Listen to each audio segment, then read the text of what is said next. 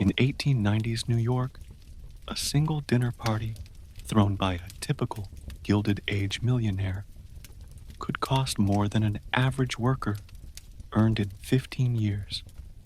And sometimes, yes, they'd host these parties on horseback just because they could. Before we dive in, quick thing, if you listen to these regularly, hit like or subscribe. I always wonder where everyone's tuning in from. Drop your city and the time in the comments. Strange to think some of you are having breakfast in London while I'm recording this at night here in the States. All right, tonight we're heading into the Gilded Age. But first, get comfortable. I mean properly comfortable. Adjust your pillows. Pull up your blanket. You're going to want to be cozy for what comes next. Your eyes snap open in darkness. Panic grips you for a moment. You're not in your familiar bed. The mattress beneath you feels different. Too plush, too perfect. The sheets aren't your usual cotton, but impossibly smooth and cool, like water flowing over your skin. Confusion gives way to awareness. You're in an enormous bedroom, with ceilings so high they disappear into shadow. This isn't your bedroom. Hell, it isn't even your century. The first thing you notice is the air, stale, despite the massive space, carrying a hint of cold smoke that drifted in from outside. Then the weight of the covers hits you. 6 heavy silk quilts and a fur throw that would have cost a year's wages. In 1895, you're lying in a mahogany 4-poster bed that could fit 8 people comfortably, a silk canopy, hand-embroidered curtains, likely made by a poor seamstress who sacrificed her eyesight for this luxury. This bed alone could bankrupt most families, and yet here you are, in it.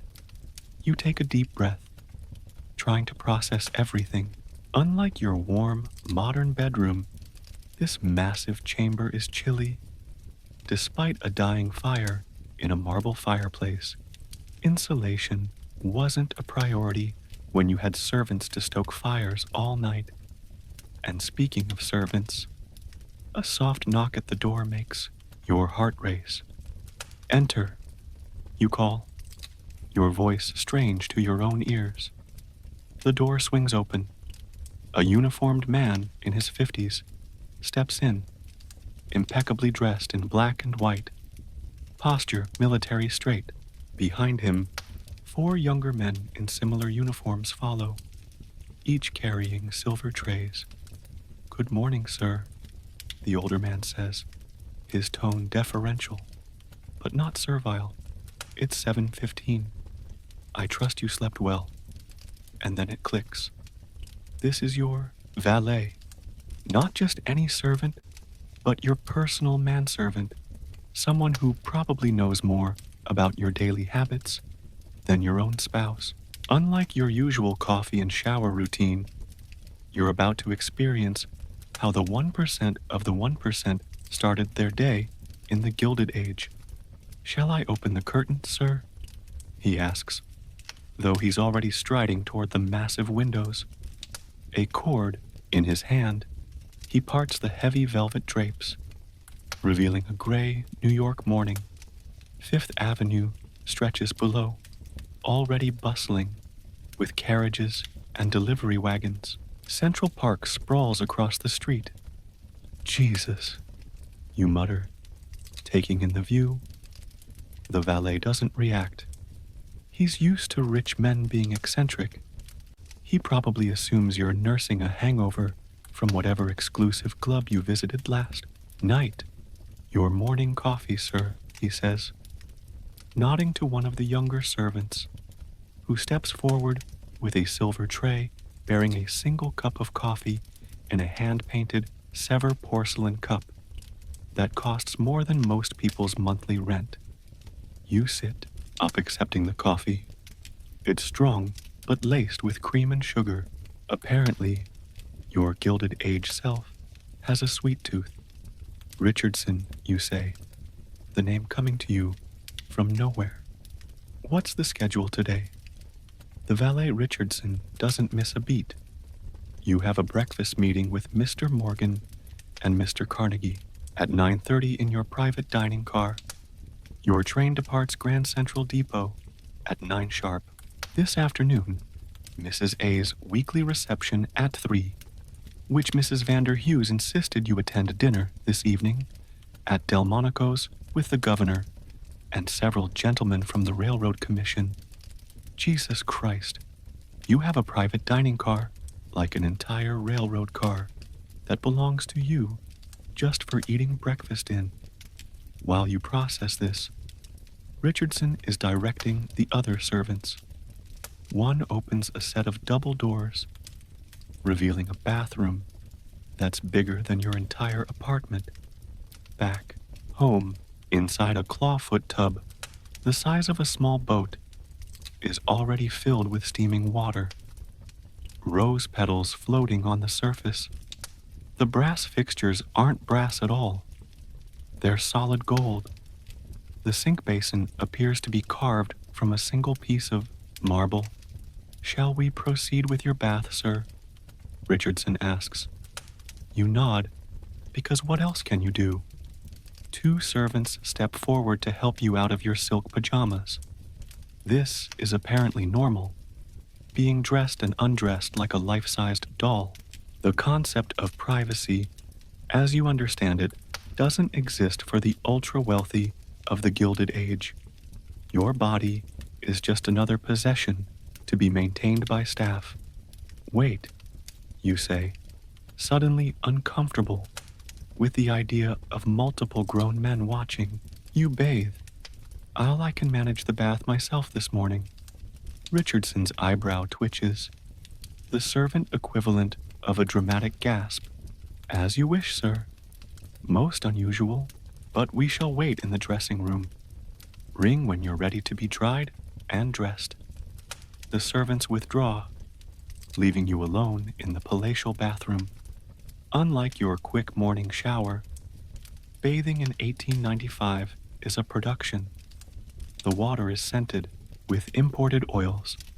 Beside the tub sits an array of soaps, each in its own silver dish: French mill, English lavender, Italian olive oil. The international array of cleansing products is dizzying. You slip into the bath, and for a moment, the luxury is overwhelming. The water is perfectly heated, a luxury few could afford in an era when every drop of hot water required someone to haul fuel and tend a fire.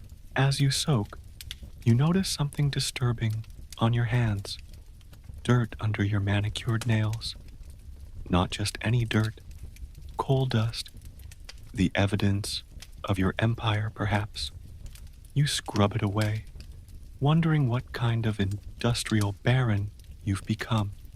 Steel, railroad, oil, banking, whatever it is. You're clearly at the top of the heap in an age when the richest 1% owned more wealth than the bottom 99% combined. The bathroom door cracks open. Sir, Richardson's voice floats in. The time? Yes. Coming. You say, suddenly aware that you've spent 10 precious minutes just sitting in water, an incredible luxury when servants measure their workday by the clock. You step out of the tub, and immediately a servant appears with a warmed towel, another with a terry cloth robe. Embarrassment floods you as they efficiently dry your body, but you fight it down. This is normal for them, expected. They probably find it strange that you tried to bathe alone. Would Sir prefer the gray worsted wool suit or the navy pinstripe for the meeting with Mr. Morgan? Richardson asks, leading you into a dressing room larger than most people's entire homes. The walls are lined with custom-built mahogany cabinets displaying more clothing than you've owned in your entire life. Dozens of suits, hundreds of shirts, rows of shoes each on their own wooden tree, an entire cabinet just for cufflinks and tie pins, many glittering with diamonds and precious stones. The Navy, you say, because it seems like a safe choice for meeting robber barons. What follows is a 20-minute production of getting you dressed. First, the underwear. Not boxes or briefs, but a full-body one-piece cotton union suit that buttons up the front. Then, wool socks held up by garters, a crisp white shirt with detachable collar and cuffs, a silk tie, precisely knotted, a waistcoat, what you'd call a vest, with pearl buttons, and finally, the suit jacket itself. Your watch, sir, Richardson says, presenting a solid gold pocket watch on a chain.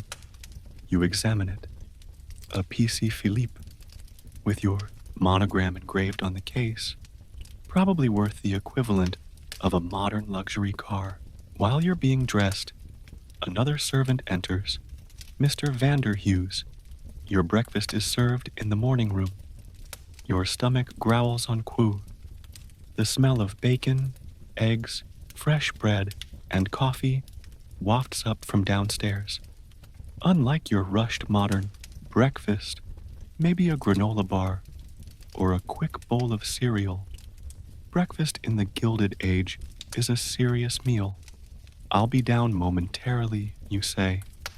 Trying to sound authoritative, Richardson gives final adjustments to your clothing, brushing invisible dust from your shoulders, straightening your already perfect tie.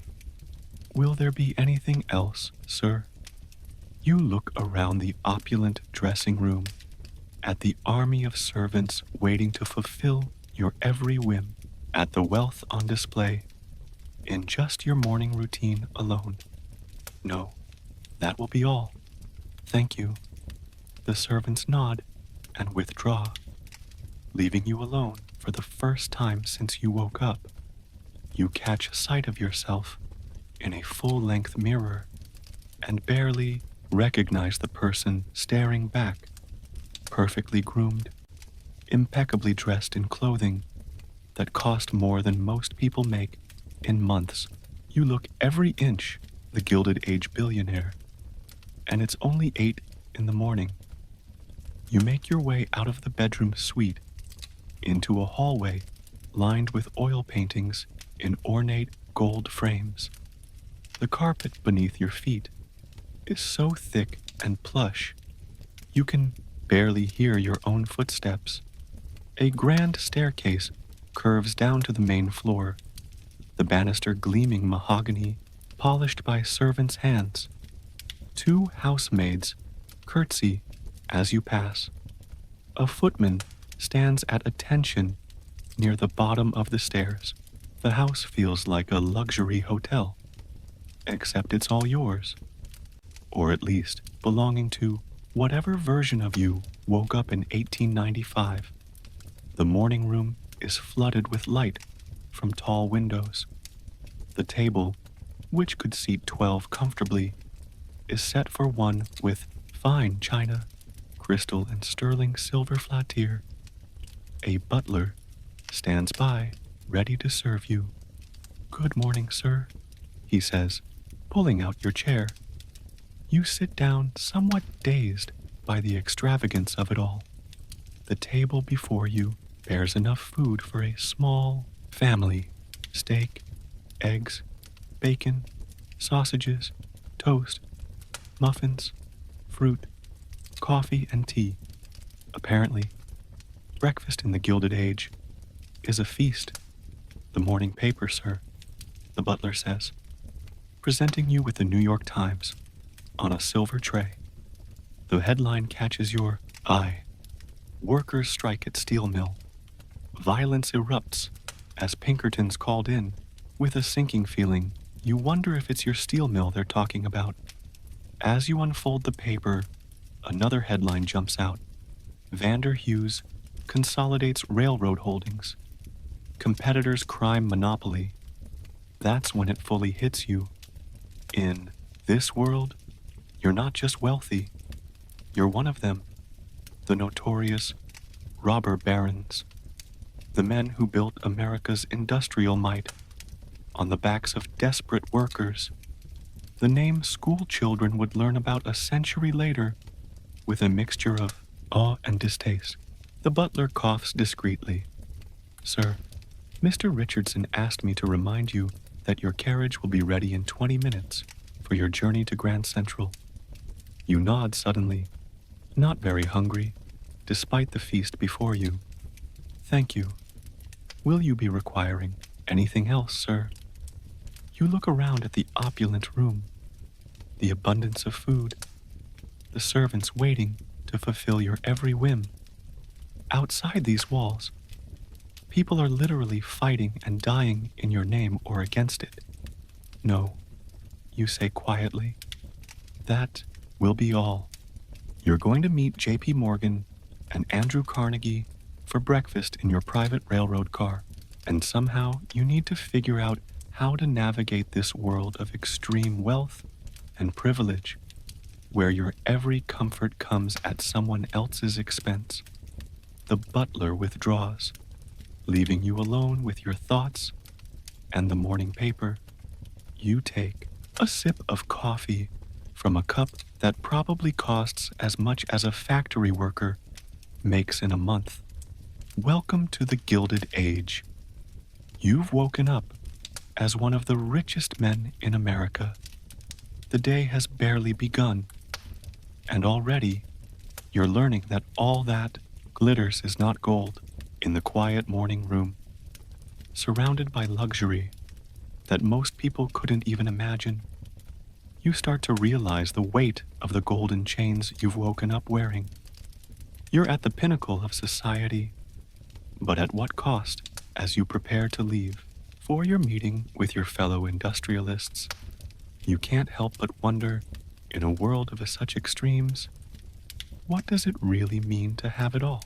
You step outside your Fifth Avenue mansion into the crisp morning air. The noise hits you. First horses, hooves on cobblestones, carriage wheels grinding, street vendors shouting. The smell follows horse manure mixed with coal smoke, a combination that defines city living in 1895. Not like your clean, regulated modern world with its emission standards and sanitation departments. Your carriage waits at the bottom of the limestone steps, not just any carriage. A gleaming black Brewster Landau with your monogram emblazoned on the door, pulled by 4 matched bay horses that probably cost more than most families make in 5 years. 2 footmen in forest green livery snap to attention as you approach. Good morning, Mr. Vanderhughes, one says, opening the door with a white-gloved hand. Inside the carriage is upholstered in butter-soft Moroccan leather. The windows are beveled crystal glass. A small cabinet reveals decanters of brandy and whiskey. Apparently, morning drinking is just another perk of being obscenely rich in the Gilded Age. As you settle into the plush seat, a thought hits you. You own people. Not literally. Slavery has been over for 30 years.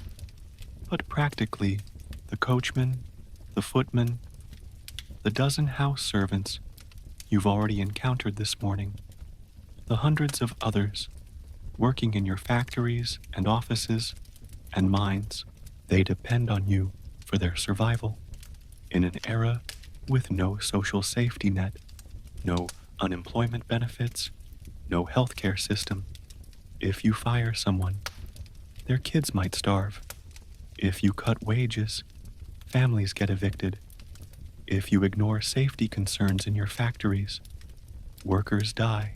And from the newspaper headlines, it seems like your workers are currently striking against conditions you've imposed. Your stomach churns as the carriage lurches forward, joining the busy morning traffic headed downtown. Through the window, you see New York in all its Gilded Age contradictions. Ladies in Worth gowns stepping carefully over mud puddles. Immigrant children in rags selling newspapers on corners. Construction everywhere. The city growing upward and outward at a frantic pace. Look at that poor bastard. The coachman calls down to the footman riding beside him, not realizing you can hear every word. Crushed his leg at the railard yesterday. Company just tossed him out without a penny. That's why I'd never work for Vanderhoo's rail. That son of a would work us to death for an extra $1 in his pocket. The footman makes a shushing sound, nodding discreetly toward the carriage. Your blood runs cold. That's who you are here. That's your legacy. The traffic slows near Madison Square, and a beggar approaches the carriage man missing an arm, his face gaunt with hunger. Spare something for a veteran, sir? He calls, his voice raspy. Before you can respond, one of your footmen jumps down and roughly shoves the man away. Get back. You, Mr. Vander Hughes, doesn't concern himself with your kind. Please, you call out, surprising yourself. Give him this.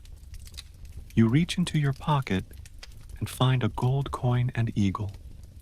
$10, a week's wages for many workers. The footman looks shocked, but does as instructed, handing the coin to the stunned beggar. God bless you, sir, the man calls, as your carriage pulls away. The footman resumes his position, clearly confused by your uncharacteristic generosity. You realize you've broken character. The real Vander Hughes apparently isn't known for random acts of kindness. The carriage turns onto 42nd Street, and Grand Central Depot comes into view. Not the soaring Beaux-Arts terminal of later years, but its more modest predecessor. Still, it's an impressive structure, crowned with a glass and cast iron roof. Your carriage bypasses the main entrance, continuing around to a private gate, where 2 uniformed guards snap to attention. Mr. Vander Hughes, one says, opening the gate to a private driveway that leads directly to the train platforms. Wealth in the Gilded Age means never having to mingle with the common folk. Your carriage stops beside a train platform where a single railroad car sits gleaming in the morning light, not connected to any train, just waiting for you. Holy shit, you mutter under your breath. This isn't just a private rail car, it's a palace on wheels, 60 feet long, painted a deep burgundy with gold leaf trim, and your monogram emblazed on the side. A uniformed porter stands at attention on the small platform at the rear of the car. Good morning, Mr. Vander Hughes, the porter says, opening the door for you. Mr. Morgan has arrived and is waiting inside. Mr. Carnegie sends his apologies. He's running a few minutes behind. You nod, trying to act like this is all completely normal, and step into another world. The interior of the railcar makes first-class airplane cabins look like cattle cars. The floors are covered in Persian carpet, so thick your feet sink into them. The walls are paneled in hand-carved mahogany, polished to a mirror shine. Crystal chandeliers hang from a ceiling, painted with classical scenes. Apparently, even the ceiling of your private railcar needs to show off your wealth. The main salon features plush, velvet armchairs and sofas arranged around small tables, a fireplace, and actual working fireplace on a moving train occupies one wall. At the far end, a dining table is set for breakfast with fine china, crystal, and sterling silver. And there, standing by one of the windows, with a glass of whiskey already in hand despite the early hour, is J.P. Morgan himself. You recognize him immediately from history books. The bulbous purplish nose, the result of a skin condition called ropiememer that he hated having mentioned. The intense eyes under heavy brows, the immaculate tailoring of his suit. The most powerful banker in America, possibly the world. A man who once single-handedly stopped a national financial panic by locking other bankers in his library until they agreed to his terms. Or Vander Hughes, he says, not bothering with a first name or pleasantries. You're late. It's 8:50 a.m. Your meeting isn't until 9:30. Traffic, you say, simply. Figuring brevity is safer when you have no idea what your relationship with this titan of finance might be. Morgan grunts, draining his whiskey. Help yourself, he says, gesturing to a sideboard laden with decanters. Carnegie's train was delayed. Something about a worker's demonstration on the tracks. Damned nuisance. You pour yourself a small whiskey, mostly for show. Quite. I've been looking at those reports you sent over, Morgan continues, fixing you with a stare so intense you have to force yourself not to look away.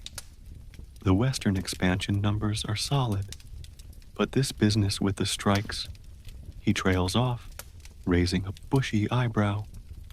You scramble for a response that won't reveal your complete ignorance of your own business affairs. Yes. Well, labor troubles are an unfortunate reality these days. Morgan snorts. Fisk would have had those men shot and replaced by now. Jim Fisk, another railroad tycoon, notorious for his ruthlessness. Your apparent peer group is a rogues gallery of the most cutthroat capitalists in American history. I have my own methods, you say carefully. Indeed you do, Morgan says, a hint of grudging respect in his tone. Your handling of the Burlington situation was impressive, cold-blooded, but effective. Didn't think you had it in you. Before you can figure out what terrible thing you supposedly did to the Burlington Railroad, the door opens, and in walks Andrew Carnegie, the steel magnate, shorter than you expected, with a gray beard, and the hint of his Scottish accent still present despite decades in America. A self-made man who started as a bobbin boy in a cotton factory and now controls the largest steel company in the world. Gentlemen, Carnegie booms, surprisingly jovial for a man with his reputation. Apologies for the delay. Some ungrateful workers decided to lie down on the tracks. Can you imagine? As if I don't pay them a perfectly adequate $3 a day to work only 12 hours in my mills. $3 for 12 hours of dangerous labor in a steel mill. You do the quick math. 25 cents an hour in blistering heat, surrounded by molten metal and machinery that can kill in an instant. Morgan and Carnegie both laugh, clearly expecting you to join in. You manage a weak smile, a soft knock at the door, and the porter enters. Gentlemen, breakfast is served, and the engineer informs me we'll be departing momentarily. You hadn't even noticed the train starting to move. The ride is so smooth. Through the windows, you see Grand Central Depot sliding away as your private palace on wheels begins its journey. The three of you move to the dining table, where a steward is already pouring coffee into fine bone china cups. The table is set with a feast that would feed a dozen people: smoked salmon, caviar, poached eggs, rashers of bacon, silver dishes of butter, baskets of fresh bread, and pastries. Now then, Morgan says as he unfolds his napkin, to business. The three of us control enough railroad stock to effectively set national freight rates. I propose we use that leverage, and just like that, you're participating in what is almost certainly an illegal conspiracy to fix prices across an entire industry. Price fixing that will raise costs for farmers shipping crops, for factories shipping goods, costs that will ultimately be passed down to regular people just trying to live their lives. The Interstate Commerce Act specifically forbids pooling arrangements, you say, recalling a dim fact from a long ago history class. Morgan and Carnegie stare at you like you've grown a second head. Since when do you care about government regulations? Carnegie asks, genuine confusion in his voice. Did your wife make you go to church yesterday? He laughs at his own joke. Morgan is less amused. The Interstate Commerce Commission is a paper tiger. Half the commissioners are former railroad men who will be looking for jobs with us when their terms end. They understand how business works.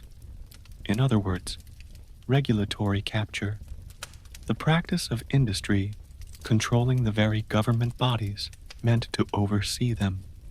A problem that still exists in your own time, but here in the Gilded Age, it's not even hidden. It's just how business is done. Of course, you say quickly, I merely thought it worth mentioning the legal considerations. Morgan snorts. Legal considerations didn't stop you from bribing that entire state legislature last year. What was it you called it? An investment in governmental relations. Jesus Christ. Apparently, you're not just a ruthless businessman, but an outright criminal in this timeline.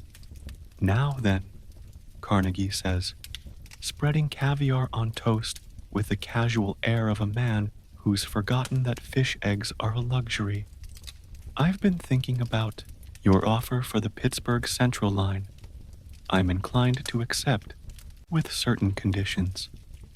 You have no idea what offer he's talking about, but you nod as if you do. I thought you might be. 15 million, not 12, Carnegie says.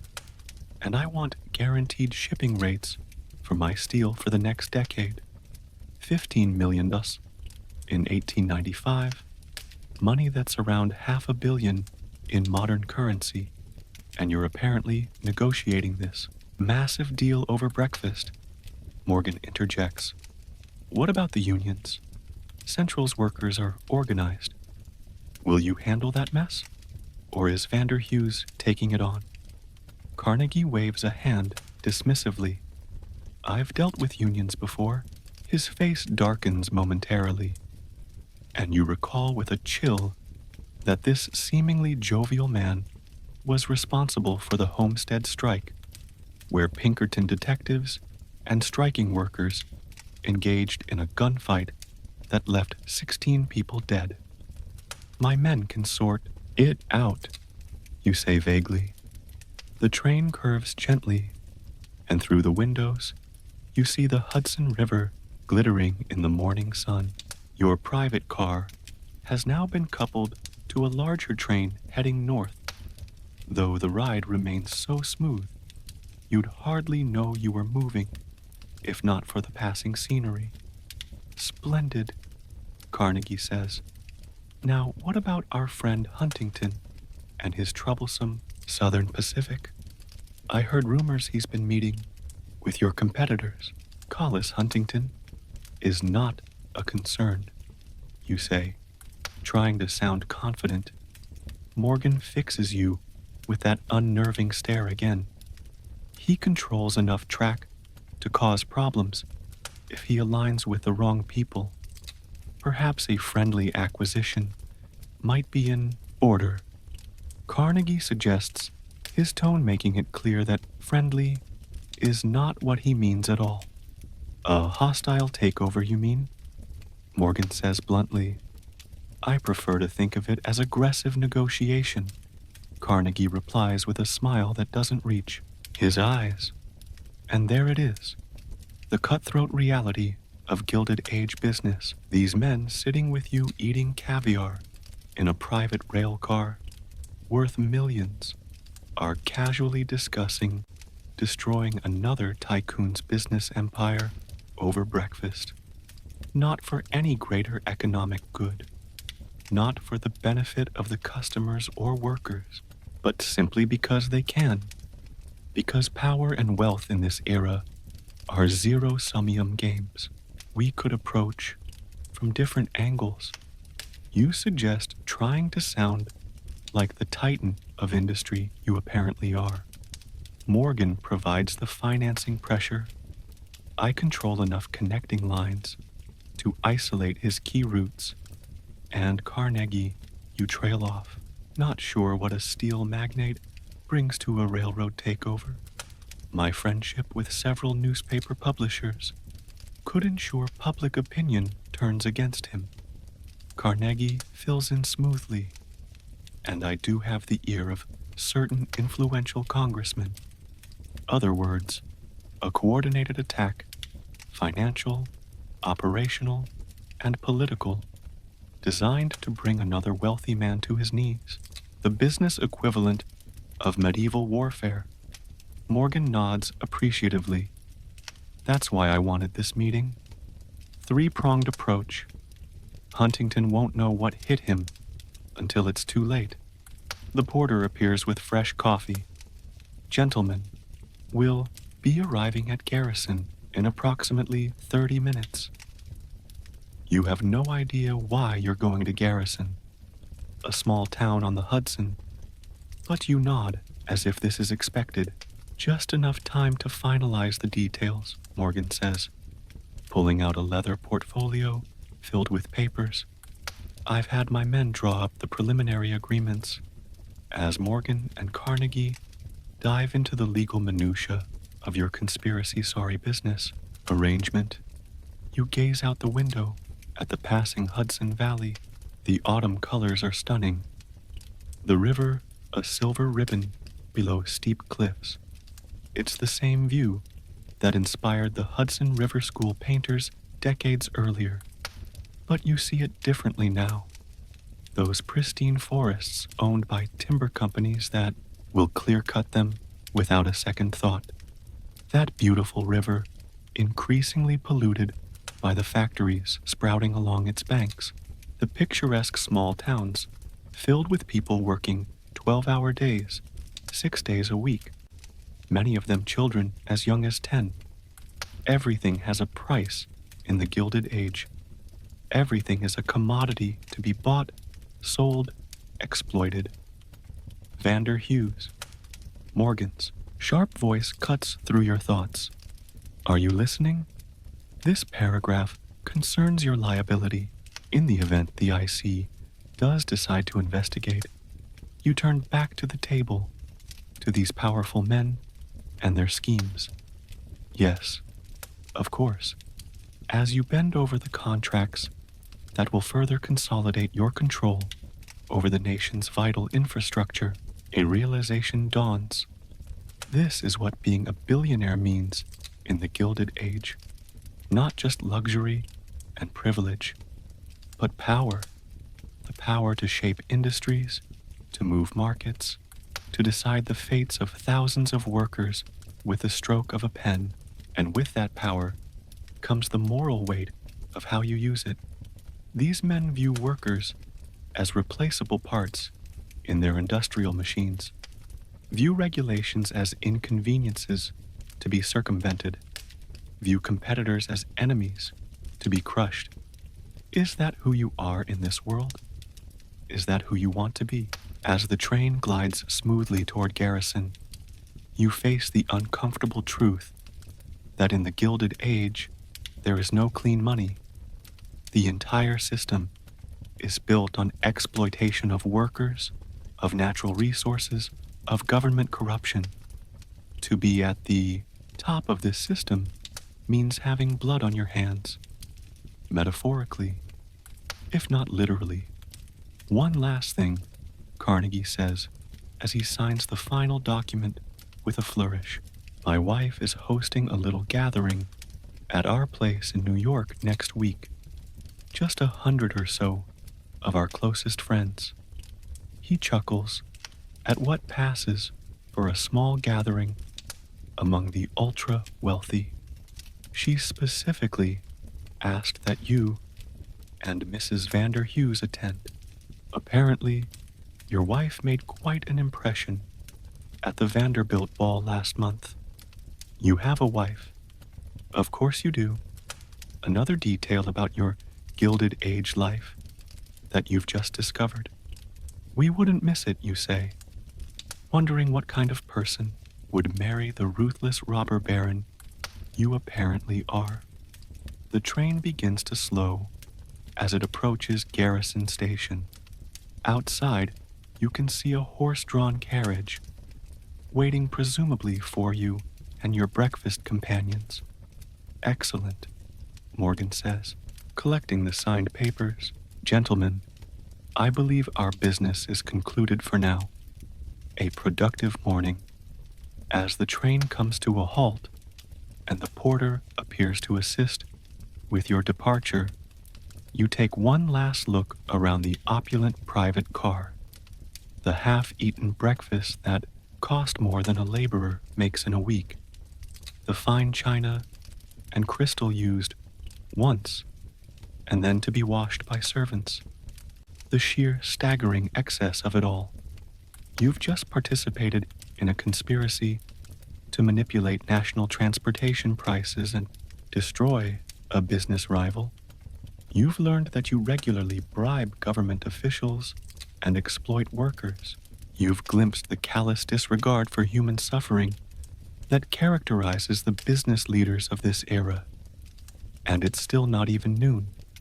After your breakfast conspiracy meeting with Morgan and Carnegie, you find yourself back in your carriage, headed toward Madison Square. The morning's business dealings have left a sour taste in your mouth, but there's no time to dwell on moral quandaries. Your social calendar beckons, and in the Gilded Age, social obligations are just as critical to survival as business ones. Where to, sir? Your driver calls down. You consult the small leather notebook you found in your jacket pocket. Inside, in elegant handwriting, not yours, is a detailed schedule of your day. Home first, you reply. Then to Mrs. Ayres at 3. Mrs. Astor, even you, with your limited historical knowledge, recognize that name. Caroline Ator, the Mrs. Ator, the self-appointed gatekeeper of New York society, the woman who, along with social arbiter Ward Mallister, created the famous 400, the definitive list of who mattered in New York society, named because that was supposedly the number of people who could fit comfortably in her ballroom, though really it was about creating artificial scarcity in a world of expanding wealth. Getting on that list meant you'd arrived. Staying off it meant social death. Your carriage turns onto Fifth Avenue, rejoining the parade of wealth, making its way up and down Manhattan's most fashionable street. Ladies in enormous hats stroll with parasols. Gentlemen tip their bowlers to acquaintances. Children in sailor suits are paraded by their nursemaids. It's a carefully orchestrated display of leisure and prosperity. As your carriage approaches your mansion, you notice something you missed. In your morning departure, the building itself, 5 stories of limestone and marble, designed in the French Renaissance style. That's all the rage among New York's elite. Massive bay windows, intricate corns, a copper mansard roof already developing, a green patina. The thing looks like a cross between a palace and a wedding cake. Your neighbors include the Vanderbilts, the Goulds, the Whitney, who's who of Gilded Age wealth. Real estate values on this stretch of Fifth Avenue are among the highest in the world. The carriage stops, and the footman leaps down to open your door.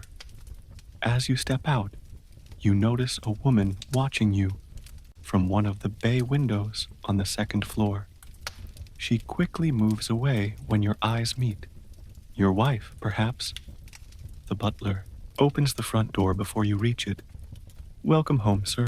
Madam is in the morning room and asked to see you upon your return." "Madam, your wife definitely has a name, but apparently even the household staff refers to her by her title rather than anything so personal as a name. The formality of Gilded Age life continues to astound you. "Thank you," you say, handing off your hat and gloves to a waiting footman. "I'll see her now." The butler looks momentarily surprised at your courtesy. Apparently, thank you isn't a phrase that often passes your lips in this timeline, but quickly recovers his professional demeanor. "Very good, sir." You follow him through the grand entrance hall, past priceless artwork and furnishings, to a sunny room overlooking the side garden. And there she is, your wife. She sits at a delicate writing desk, penning correspondence on monogrammed stationery. Her morning dress is simpler than you expected, just cream silk with subtle lace trim, but still obviously expensive. Her dark hair is piled atop her head in an intricate arrangement that must have taken her lady's maid an hour to create. She looks up as you enter, her expression guarded. "You wanted to see me?" you ask, suddenly nervous. "What kind of relationship do you have with this woman? Are you cruel to her? Distant? Loving?" "George," she says, using your apparent first name. "I wanted to confirm you'll be accompanying me to Caroline's this afternoon." She was quite pointed in her invitation that both of us should attend. Her tone is formal, but not cold. This seems to be a marriage of business partners rather than passionate lovers, typical for the upper classes of this era, where marriages were often strategic alliances between wealthy families. "Of course," you reply. "Three macras, correct." She nods, studying your face with a slight frown. "Are you feeling well? You seem different today." Apparently, your Gilded Age persona is consistent enough that even small deviations in behavior are noticeable. "Just a demanding morning with Morgan and Carnegie," you say, which isn't exactly a lie. Her expression softens slightly. Those men would try the patience of a saint. A brief, genuine smile crosses her face, and you catch a glimpse of the woman beneath the formal exterior. Though I dare say you're their equal in stubbornness. There's almost affection in her voice. Perhaps this marriage isn't as cold as it first appeared. "Will you join me for luncheon?" she asks. "The new chef has prepared a quail salad, and I find I've grown tired of dining alone." The words carry weight. You dine alone often, it seems. You're not winning any Husband of the Year awards in this timeline. "I'd like that," you say, and mean it. Surprise flickers across her face, followed by a more genuine smile. "Wonderful. I'll have Burton set another place." "Burton, presumably." The butler nods and withdraws silently. Lunch with your wife turns out to be a surprisingly pleasant affair. Her name, you discover through careful conversation, is Constance. She's intelligent, well-read, and possesses a dry wit that emerges when it's just the two of you. You learn that you have two children, a son away at boarding school, and a daughter who's currently in Europe with her governess on a cultural tour. The conspicuous absence of your children in the massive house seems to be perfectly normal for your social class. You're in an unusually good mood, Constance observes as you finish your coffee. Generally, meetings with your railroad associates leave you positively bearish. You shrug. Perhaps I'm learning to appreciate the finer things. You gesture to the elegant luncheon table, but your eyes stay on her. She actually blushes slightly. George, really at our age, there's a history here. You don't know. A relationship with its own patterns and boundaries that you're disrupting simply by being a bit kinder than usual. It makes you wonder what kind of man you are in this world. That simple courtesy and attention make your wife look at you like you've grown a second head. I should dress for Caroline's, Constance says, rising from the table. It wouldn't do to be late. Heaven forbid, you say, with a touch of sarcasm that makes her smile again. You know how she is. 3 o'clock means 3. Arc, not 5. Not 5 minutes till the woman runs her drawing room, like a German train station. You laugh, and she looks pleased at having amused you. There's a glimpse of what might have been a warm relationship once, now buried under years of wealth and social obligation. Constance leaves to prepare, and you have some time to yourself. You wander the mansion, trying to learn more about your life here. Your private study is a masculinely decorated room with leather-bound books, hunting trophies. Apparently, you've shot everything from lions to elephants, and a massive desk piled with paperwork. You leaf through some of the documents reports from railroad operations across the country, stock certificates, property deeds. The scale of your wealth is dizzying. You own land in 27 states. You have controlling interest in 12 different railroad companies. You have investments in steel mills, coal mines, oil fields, banks. One document catches your eye letter from your mine superintendent in Pennsylvania. Regarding your inquiry about safety improvements, I must advise against the expenditure at this time. The mesh screening would cost approximately $1,200 to install throughout the mine and would reduce casualties by an estimated 30%. However, it is more economical to simply replace workers as accidents occur.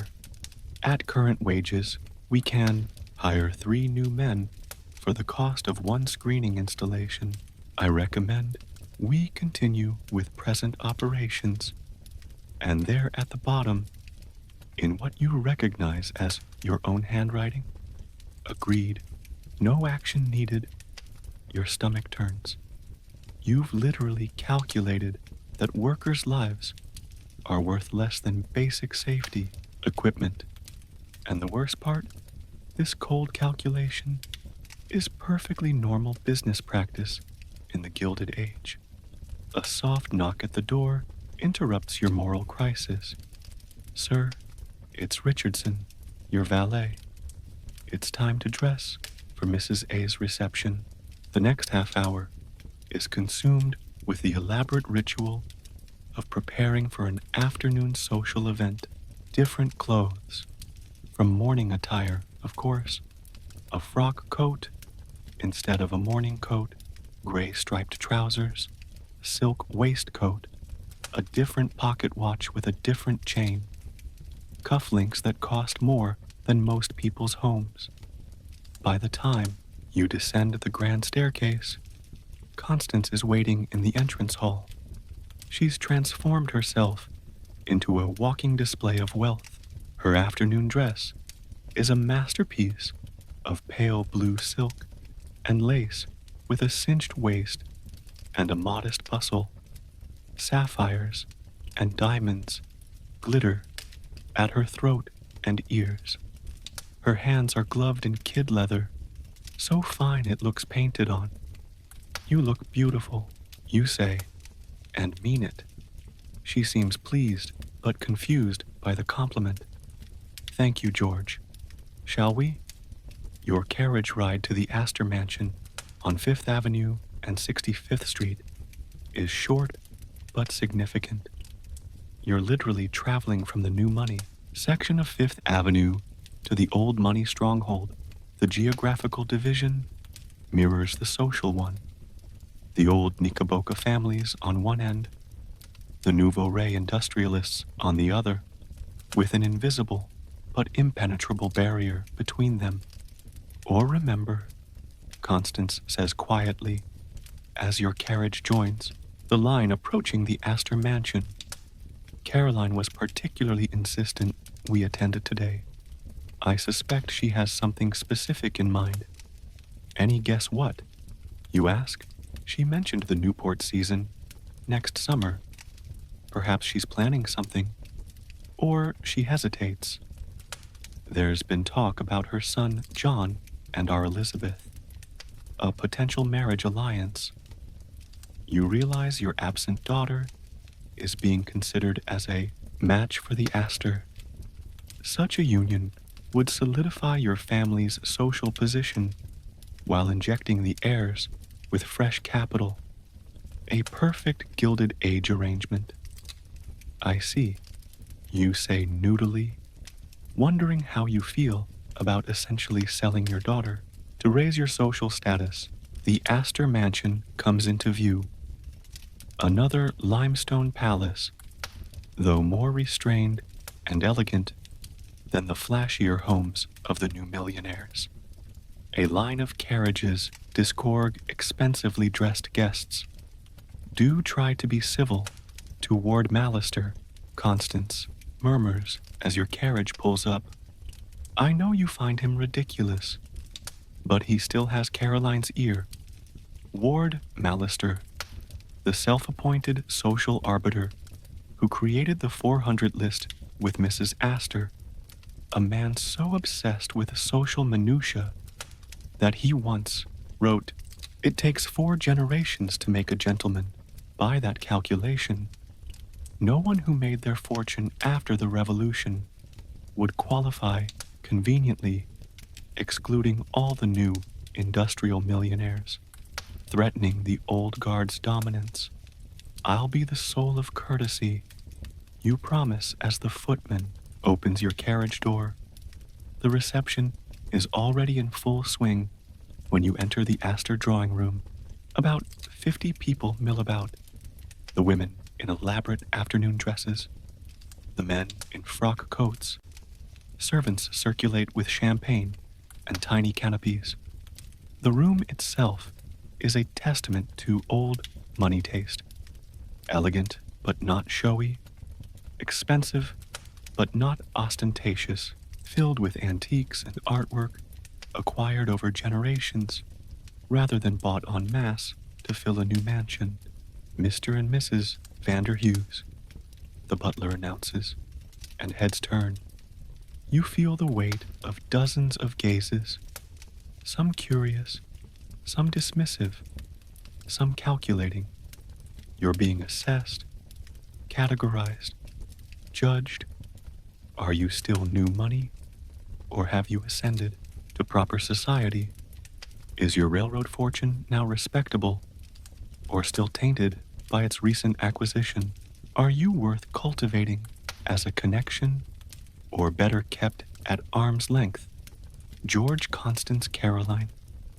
Astor herself approaches, a regal woman in her 60s, dressed in dark purple silk. How good of you to come. The formidable Mrs. Astor offers her hand, which you bow over slightly. She gives you an appraising look, as if checking whether you've developed any unfortunate habits since she last saw you. Caroline, Your home is as lovely as ever, Constance says, with practiced ease. Thank you, my dear. George, I understand you've been expanding your interests in the Western Territories. John was just speaking of it with some gentlemen by the fireplace. Perhaps you'd care to join them. It's not really a request. You're being directed to the men's conversation, while the women have their own separate discussions. Gender segregation is alive and well in Gilded Age socializing. Of course, you say, allowing yourself to be guided toward a group of men clustered near the marble fireplace. John Jacob Astor, of Caroline's son and heir to the Astor fortune eyes, holding court, handsome in his early 30s, impeccably dressed and manned. He's the epitome of old money confidence. Around him are several other men of similar age and bearing, all with names you'd recognize from New York street signs and buildings. Vander Hughes greets you with a slight nod. We were just discussing the troubling situation at the mines. Dreadful business. Your pulse quickens. What troubling situation? The strikes mentioned in the morning paper. Some accident. The callous safety decision you discovered in your study. Indeed, you say non-committally. These labor agitators are becoming a genuine concern, says another man. You catch the name Livingston on his introduction. When workers start believing they deserve more than the market dictates, the entire economic system is threatened. My father always says that a man willing to work will always find fair compensation, adds another young scion sipping champagne. These strikers simply want something for nothing. They're waiting for you to agree to join in this smug dismissal of workers literally dying for a living wage. This is a test. Do you think like them? Are you one of them? The situation is complex, you say carefully. Working conditions in many industries are genuinely dangerous. Perhaps addressing some legitimate concerns would reduce the appeal of labor organizers. The men stare at you like you've started speaking Chinese. My dear fellow, Astor says with a forced laugh, you sound positively progressive. Next, you'll be suggesting we invite union representatives to Newport for the summer. The others chuckle. Crisis averted. They've decided you're making an awkward joke, not expressing a sincere opinion. Speaking of Newport, Astor continues, Mother tells me you finally acquired property there. Bellevue Avenue, isn't it? Another test. Bellevue Avenue is where the most prestigious summer cottages are located. Mammoth mansions used only 8 weeks, a year. Yes, construction is nearly complete, you say. Hoping that's true. Splendid. Perhaps we'll see more of your charming daughter next season. Elizabeth, isn't it? Mother mentioned she's touring Europe currently. And there it is. The hint about your daughter. Astor is considering her as a potential match. A business transaction dressed up as romance. Your nouveau riche money combined with his old family name. A classic Gilded Age alliance. Yes, she's in Paris at present. You say again, hoping it's true. She's quite taken with the Louvre. Excellent. A girl should be cultivated. My mother insists upon it.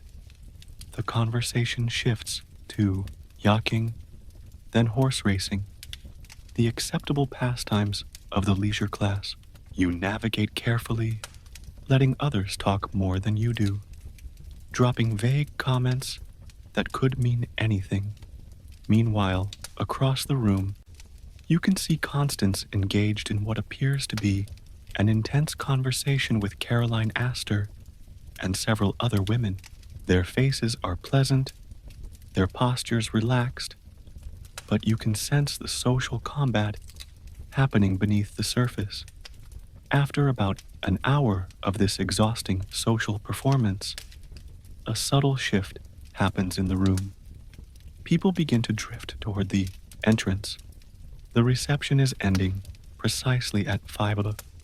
Of course, Caroline Astor would never commit the vulgarity of an event that drags on too long. As you and Constance retrieve your outer garments from servants, Caroline approaches once more.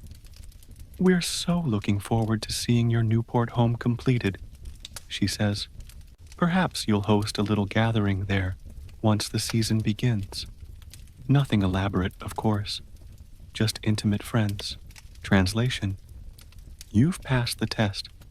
You're being invited to host an event that Caroline Astor might actually attend. The ultimate social benediction.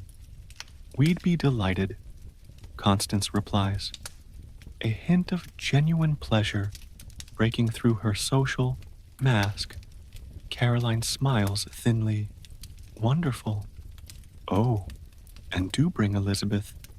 John mentioned how much he enjoyed their conversation at the opera last winter." With that parting shudder, clear signal that your daughter is being considered for the ultimate social elevation, Caroline moves on to the next departing guests. In the carriage ride home, Constance practically vibrates with suppressed excitement. Did you hear? She as good as invited herself to Newport. And the way she mentioned Elizabeth and John George. Do you realize what this means? "I believe so," you say, watching the emotions play across her face. After all these years, she says more to herself than to you. All the snubs, the closed doors, the whispers about new money and Western vulgarity. Finally, you see it clearly now. The driving force behind your wife's life, perhaps behind your entire marriage. Social acceptance, the desperate need to be recognized as equals by people whose only claim to superiority is having gotten rich earlier than you did. It seems so petty, so meaningless, compared to the life and death concerns of the workers in your mines and factories. But in the Gilded Age social hierarchy, this is survival of a different kind. Constance has been fighting a war with weapons of calling cards and dinner invitations, and she's finally glimpsing victory. "You don't seem as pleased as I expected," she says, studying your face. "I was just thinking about the cost," you reply truthfully. She misunderstands. "The Newport house. I know it's been dreadfully expensive, but surely it's worth it for what it will mean for Elizabeth's future. An Astor match. Even your father couldn't have dreamed so high. The real cost, you think, but don't say, is much higher than dollars. It's the crushing of workers' lives to build fortunes. It's the corruption of government to protect those fortunes.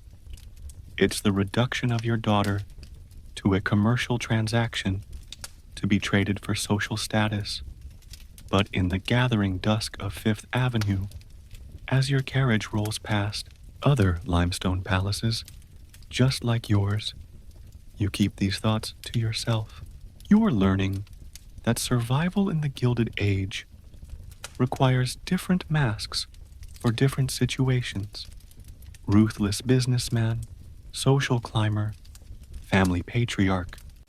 The carriage turns into your driveway, and servants appear to assist your descent. The massive doors of your mansion swing open, revealing the glittering interior lit by electric lights. Another status symbol, as most homes still use gas. "I should rest before dinner," Constance says as you enter. "We're dining at Delmonico's with the governor tonight. Remember? Another social obligation, another performance to give." The Gilded Age day is far from over. Of course, you say, I'll see you then. As Constance ascends the grand staircase, you're left alone in the entrance hall, surrounded by marble and mahogany and gold leaf, displays of wealth that cost so much, yet somehow feel hollow. You're starting to understand that the true currency of the Gilded Age isn't just money. It's social position, influence, power, and the pursuit of these things consumes every waking hour of the elite. As you prepare for yet another social performance at dinner, you wonder if anyone in this glittering world is truly happy, or if they're all just trapped in golden cages of their own making. Dinner at Delmonico's with the governor turns out to be exactly what you'd expect from Gilded Age politics, an elaborate dance of influence, money, and power, thinly disguised as a social occasion. The restaurant itself is a temple to excess, located at the corner of 5th Avenue and 26th Street. Delmonico is where the elite of New York dine when they wish to be seen.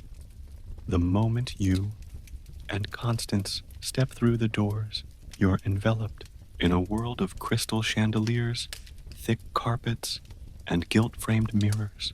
The air smells of expensive cigars, French sauces, and money. Governor Flower, a portly man with impressive mutton chop whiskers, greets you with the practiced warmth of a career politician. Vander Hughes and the lovely Mrs. Vander Hughes, delighted, absolutely delighted. Around a private table in the back room, you meet the rest of your dinner companions. 2 state senators, a judge, and several businessmen who are clearly lobbyists. Their wives sit in a cluster at one end of the table, while the men congregate at the other. The gender segregation is automatic, unquestioned. The conversation flows along with the Wiener Chateau, Lafitte that costs more per bottle than a factory worker makes in a month. As the turtle soup is served, you realize the true purpose of this dinner. A proposed bill affecting railroad taxation is coming up in the state legislature, and these men want to ensure it dies a quiet death. The problem, you see, draws one of the senators between slurps of soup, is that the public has gotten this absurd notion that railroads should pay their fair share, as if the economic benefit of transportation wasn't contribution enough. Quite agrees the judge, who apparently sees no conflict of interest in dining with men whose cases might come before his court. The rabble-rousers in the press stir them up with talk of fair taxation and public interest. Complete nonsense. The governor turns to you. Your thoughts. Vander Hughes, you have more track laid in this state than almost anyone. All eyes turn to you waiting. This is clearly a moment where your Gilded Age self would be expected to voice strong opinions. But what would you say? I believe you begin carefully that we must balance the legitimate needs of business with the long-term stability of the state. Prosperity depends on both. The men stare at you blankly.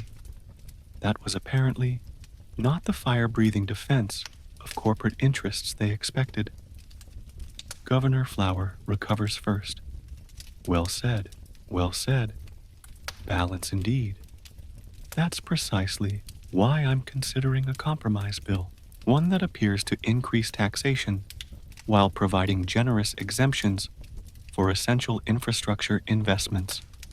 In other words, a bill designed to look like reform while actually preserving the status quo. Classic Gilded Age politics. I'd be happy to have my secretary draft some, suggested language for such exemptions you offer. Getting the hang of this game, the governor beams. Excellent. Your expertise would be most valuable as the dinner progresses through 7 more courses, each more elaborate than the last. You participate in what amounts to a conspiracy to defraud the public.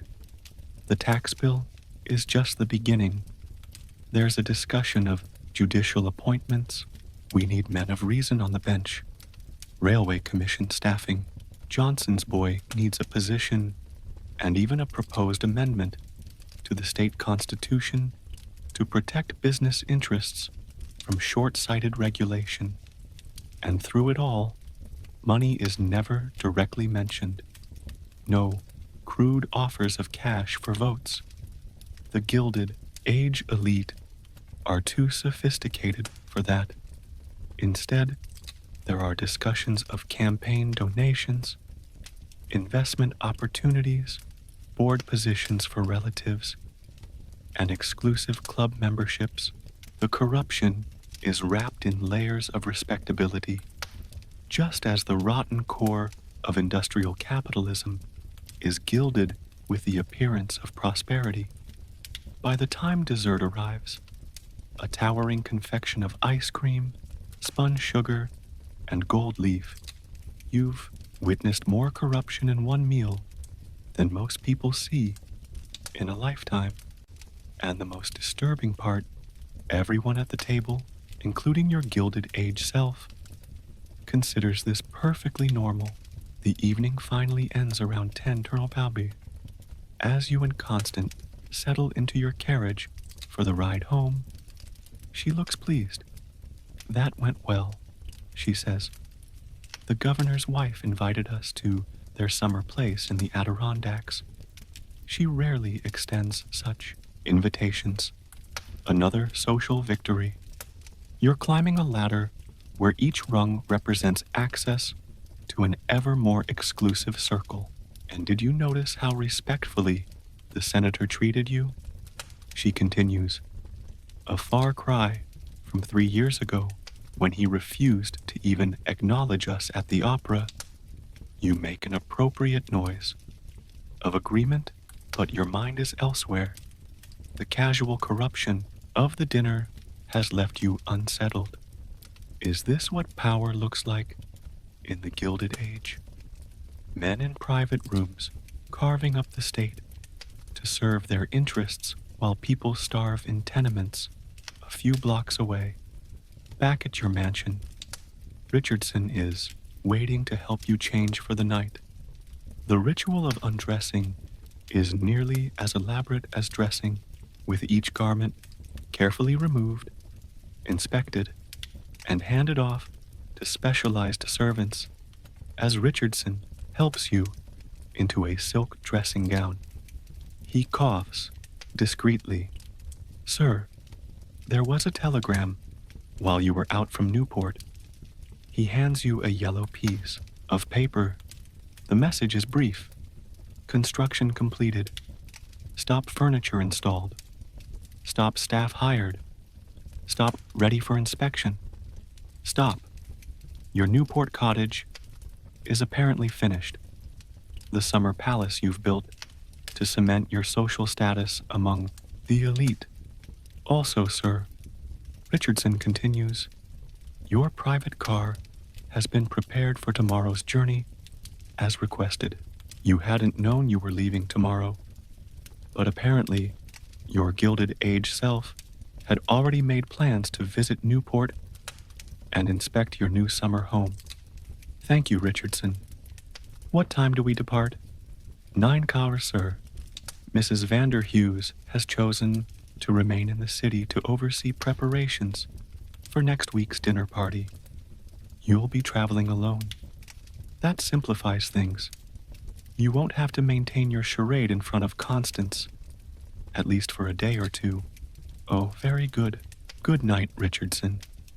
Good night, sir.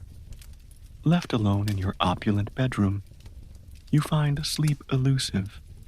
The day's events swirl in your mind. The business conspiracy with Morgan and Carnegie, the social maneuvering at the Astor reception, the political corruption at dinner. Is this what it means to be wealthy in the Gilded Age? Is this success? You drift off eventually, but your dreams are troubled by images of workers trapped in burning factories, of children laboring in coal mines, of families huddled in tenement rooms, while you sleep under silk in a room bigger than their entire building. Morning comes too soon. You're awoken again by Richardson and his team of servants.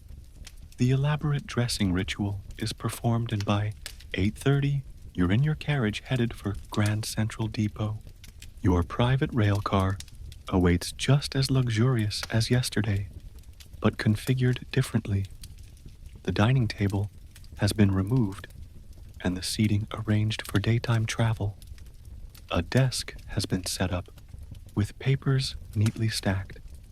Apparently, you're expected to work during the 5-hour journey to Newport. The porter greets you with a bow. Good morning, Mr. Vanderhughes. We'll be departing momentarily. Cook has prepared breakfast whenever you're ready, and I've laid out the morning papers. As the train pulls out of the station, you settle into a leather armchair and examine the pile of newspapers.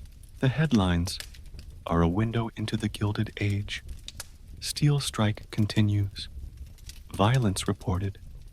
Tenement fire kills 23 in Lower East Side. President Cleveland denies tariff changes.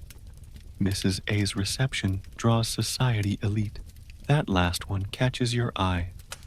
You scan the article and find your name listed among the attendees, with a special mention of your intimate conversation with John Jacob Astor IV, and speculation about a possible match between the Astor and Vanderhoo families. Society gossip, it seems, is serious business in the Gilded Age. The porter appears with breakfast, eggs, steak, toast, pastries, fresh fruit, a luxury even in February. Coffee and a glass of champagne accompany the spread. Morning drinking, apparently, is still very much a thing for the upper classes. Will you be requiring anything else, sir? He asks. No, thank you, you reply, still uncomfortable with being waited on hand and foot. Very good, sir. I'll be in the service compartment if needed. Left alone with your feast and your thoughts, you stare out the window as New York gives way to the Connecticut countryside. Near the cities, the landscape is industrial. Factories belching smoke, tenements crammed against railroad tracks, workers trudging through snow to morning shifts. Further along, the scene softens into frozen rivers, snow-covered forests, and occasional grand estates set back from the tracks. The journey passes in a blur. Paperwork you mostly pretend to read, meals more elaborate than the last, and ever-changing scenery. By mid-afternoon, the train pulls into Newport, Rhode Island, the summer playground of America's elite. Even in the dead of winter, a carriage waits at the station, its door adorned with your monogram. The driver greets you by name. To Breakwater Hall, sir? He asks.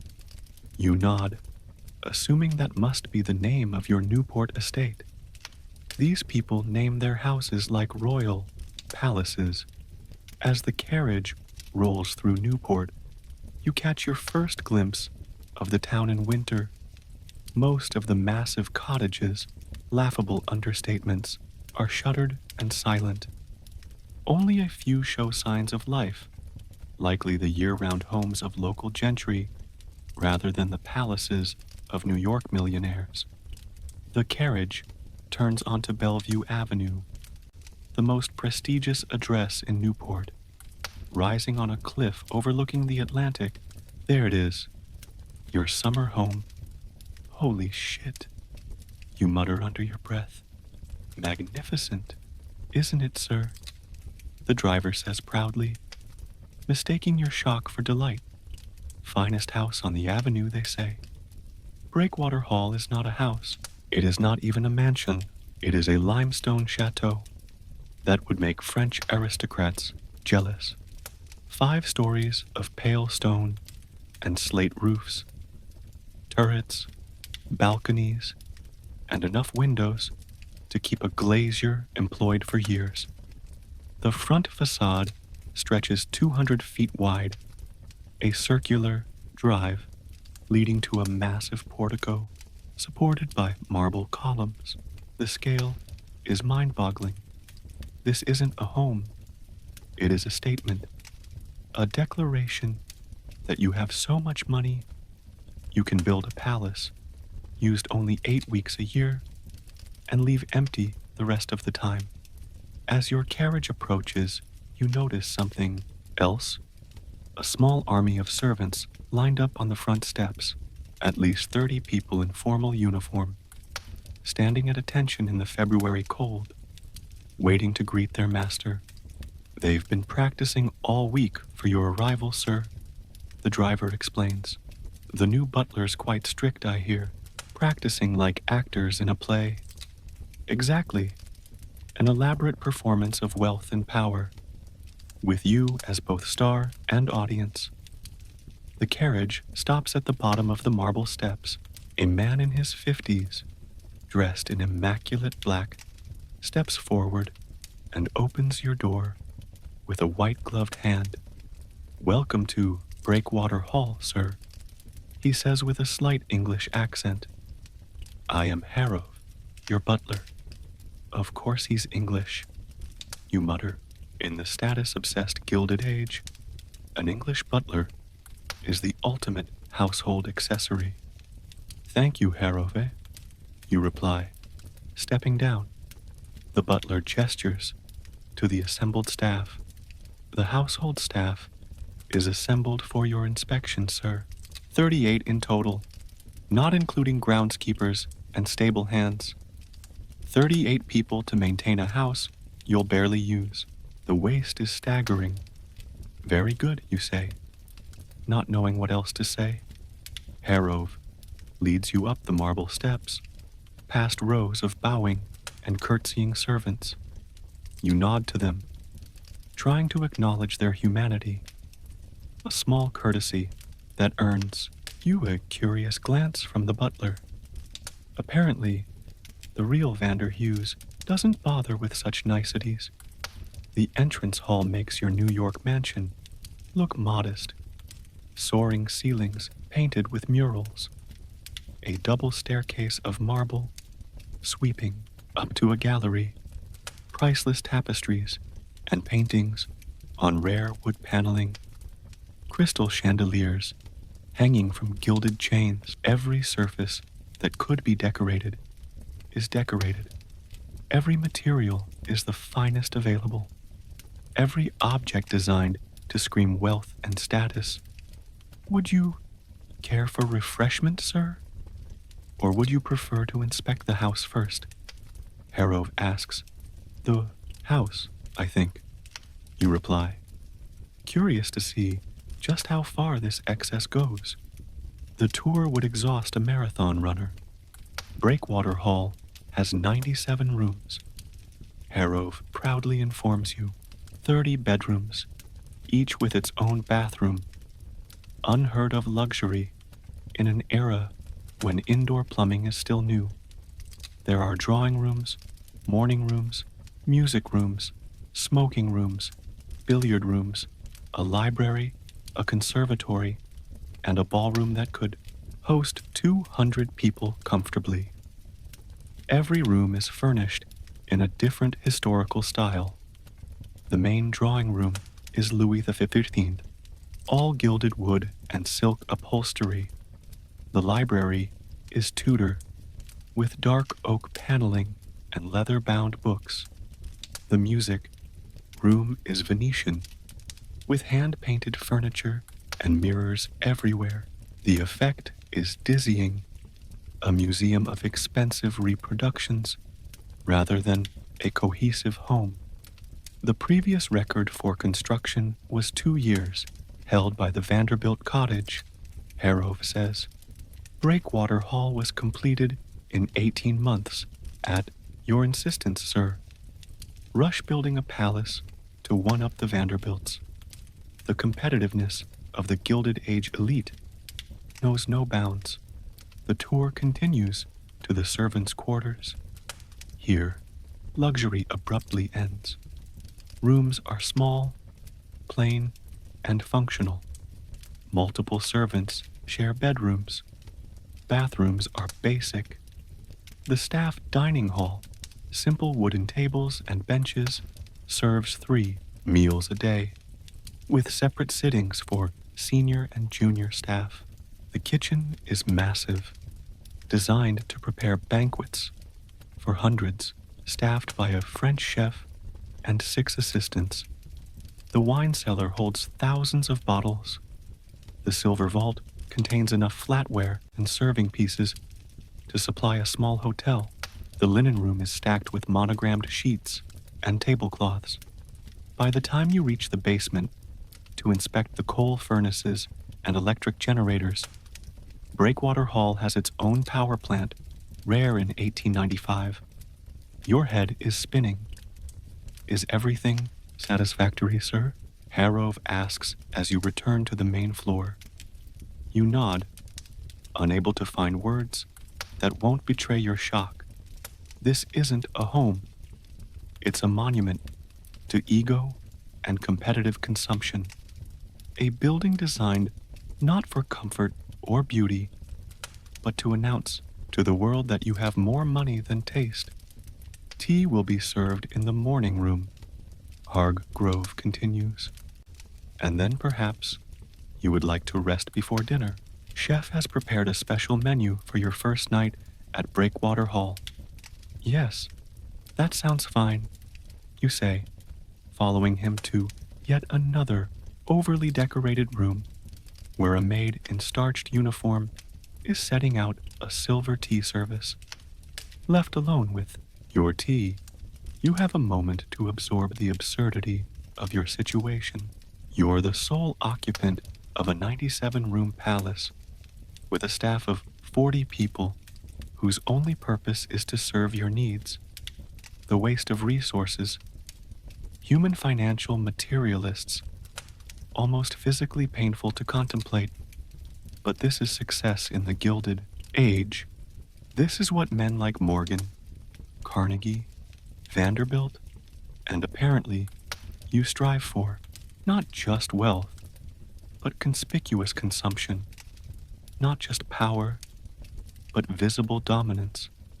Houses like Brewater Hall aren't built for comfort.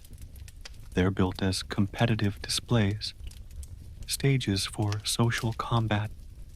As you sip tea from a Sevres porcelain cup that costs more than a coal miner makes in a year, you wonder, how did America arrive at this point? How did we create a society where such extreme inequality isn't just tolerated, but celebrated? Where men are admired for building palaces, while children work 14-hour days in their factories. Through the tall windows, you can see the Atlantic Ocean crashing against the cliffs below your property. The view is spectacular. The kind people travel thousands of miles to experience, but you'll enjoy it for a few weeks in summer, then leave it empty, because that's what people of your class do. They buy beauty and then ignore it. A soft knock at the door interrupts your thoughts. A footman enters with a silver tray bearing a telegram. This just arrived for you, sir. The yellow paper bears a brief message. Trouble at Pittsburgh Mill. Stop workers threatening general strike. Stop Pinkerton agents standing by. Stop. Await your orders. Stop. More labor unrest. More desperate workers demanding basic rights. More private police ready to crack skulls in defense of your profits. This is the dark side of Gilded Age success, the foundation of violence and exploitation on which these palaces are built. Every crystal chandelier in Breakwater Hall was paid for by the sweat and blood of workers who will never see the inside of this house, except perhaps as servants. You crumple the telegram, unsure how to respond. Your modern sensibilities recoil at the thought of setting armed thugs on striking workers. But in this world, in this role, what are your alternatives as the winter sun sets over the Atlantic, casting long shadows through the ornate windows of your summer palace? You face the fundamental moral question of the Gilded Age. Is any of this worth the human cost? Harov appears at precisely 6 ma to announce that dinner is served. Another elaborate ritual begins, a 7-course meal prepared by 6 people, served by 4 for you alone at a table that seats 24. The absurdity would be comical if it weren't so obscene. Will there be anything else, sir? Harov asks as the dessert plates are cleared. You look around at the massive empty dining room, at the army of servants hovering attentively, at the wealth on display in every piece of furniture and tableware. No, you say quietly, that will be all. Left alone, you wander through the silent, echoing halls of Breakwater Hall in the dim light of evening. With most of the rooms dark and empty, the house feels less like a home and more like a Morsaluma monument to an ego that needed this much space, this much luxury, this much excess to feel satisfied. And yet, was the real Vander Hughes ever satisfied?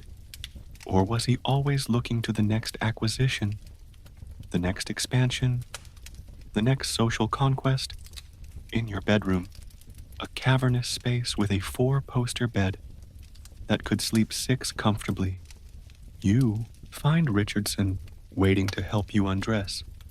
The ritual of preparing for bed is performed in silence. When he's finally gone, you lie awake under silk sheets and a fur collet, staring at the painted ceiling, depicting Greek gods frolicking in the clouds. Outside, the winter wind howls off the Atlantic, rattling the hundreds of windows of Breakwater Hall. Somewhere in the vast house, a door slams. The sound echoes through empty corridors and vacant rooms, a lonely reminder of the hollowness at the heart of Gilded Age success. You've spent a day living as one of the richest men in America, in one of the most ostentatious homes ever built, and all you feel is empty. Morning at Breakwater Hall brings a new level of Gilded Age absurdity. You wake to find not 1, but 3 valet waiting to assist you, Richardson, who traveled with you from New York, plus 2 Newport staff members who apparently exist solely to help with your seaside wardrobe. We've laid out the morning options, sir, Richardson says, gesturing to 3 complete outfits displayed on standing forms. The blue serge for a walk on the grounds, the tweed for town visits, or the gray worsted if you plan to receive callers.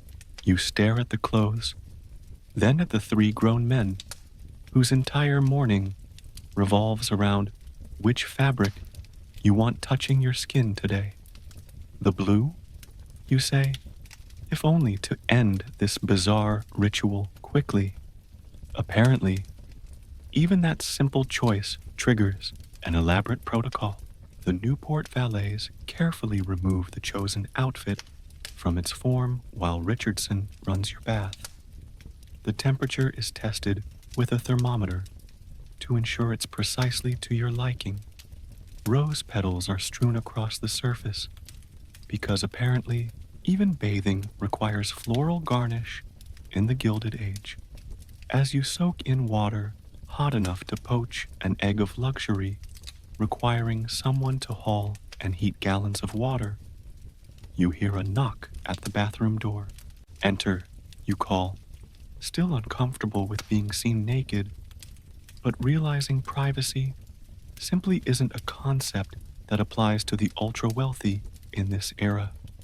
A footman appears with a silver tray bearing tea, toast, and the morning papers, because waiting until you're dressed for breakfast would be too plebeian.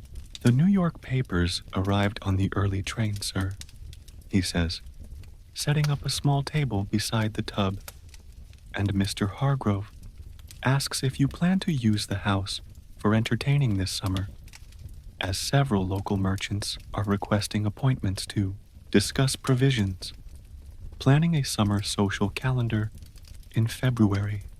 The Gilded Age elite schedule their spontaneity months in advance. Tell him I'll discuss it after breakfast, you reply, reaching for the tea with dripping hands. Very good, sir. Left alone with the newspapers, you scan the headlines. The labor troubles at your Pittsburgh mill have escalated. The article describes agitators demanding outrageous concessions, like a 10-hour workday down from 12, 1 day off per week, and safety equipment. The writer's tone makes clear these are considered radical, unreasonable demands. More troubling is a small item on page 3. Child killed in mill accident. A 12-year-old boy working as a sweeper in your Pittsburgh steel mill caught his arm in an unguarded gear and was pulled into the machinery, dead before the foreman could even shut down the line. The article notes that operations resumed within the hour. You feel physically ill. A child died in your factory, and production barely paused. Is this the price of breakwater haul, of your private rail car, and French chef, and wardrobe of handmade suits? The 3 valet return before you can sink too deeply into these dark thoughts. The bathing ritual concludes. The dressing ceremony begins, and 45 minutes later, you're finally prepared to face the dear day in which you have absolutely nothing required of you except existing in luxury. Breakfast is served in a glass-walled conservatory overlooking the Atlantic. The February sun sparkles on waves crashing against the cliffs below. Inside, surrounded by exotic plants shipped from warmer climates at astronomical expense, you dine on food imported from across the country and around the world. Florida oranges, house strawberries, Virginia ham, English muffins, Brazilian coffee. Harrove hovers nearby, directing the small army of servants silently attending your every need. He approaches when you've finished your coffee. Regarding the summer entertaining, sir, he begins, the staff have prepared several proposed calendars for your consideration. He presents a leather portfolio containing meticulously hand-drawn schedules with different scenarios. A moderate season of 5 major events, a more ambitious season of 8 events, or a social blitz of 12 events that would have Breakwater Hall occupied almost continuously from June through September. Mrs. Disaster has already made inquiries about your plans, Harrove adds, as have the Vanderbilts and Earl Ricks. The social competition never ends. Even in the dead of winter, the jockeying for summer status is well underway, and there is the matter of the sailing rig. Harrove continues. The committee is hoping you'll host the opening reception, as your property has the best view of the starting line. You nod, trying to look like this matters to you. The moderate schedule seems most reasonable. And yes, to the regatta reception. Very good, sir. Oh, and chef inquires about your preferences for tonight's dinner party. You blink in surprise. Dinner party. Harov's expression remains neutral, but you sense his concern at your apparent memory lapse. Yes, sir. You telegraphed ahead to arrange an intimate gathering of local year-round residents. The invitations were sent out last week. 8 guests are expected at 7. A dinner party you apparently planned, but have no recollection of, because it was arranged by the real Vanderhughes before you mysteriously took over his life. Wonderful. Ah, yes, you say, trying to cover. Who have we invited? Hargrove produces a list. The names mean nothing to you, but the titles are impressive. A retired admiral, a wealthy widow, the president of Newport's oldest bank, a minor European aristocrat wintering in America, and several other members of the local upper crust. And the entertainment, sir. Will you still require the string quartet and the unusual performance you specified? The slight hesitation in Harov's voice makes you wonder just what kind of unusual performance your Gilded Age self had planned. Remind me of the details, you say carefully. That the contortionist, sir, from the Barnum Circus, and the, electrical demonstration. What the hell were you planning? Some bizarre circus act combined with dangerous early electrical experiments? The Gilded Age, rich really didn't know what to do with their money. Let's cancel those, you say firmly. Just the quartet will be fine. Harov looks relieved. Very good, sir. Chef suggests the 12-course French menu with the beluga caviar to start and the stuffed peacock as the centerpiece. The ice sculptures have already been commissioned. 12 courses, stuffed peacock, ice sculptures for an intimate dinner of 9 people. That sounds adequate, you say, wondering how many people could be fed for a month on what you'll spend on a single meal. Will there be anything else, sir? You glance around the conservatory, at the army of servants standing at attention, at the half-eaten food that will be thrown away, at the tropical plants that will die as soon as the weather turns cold. No, that will be all.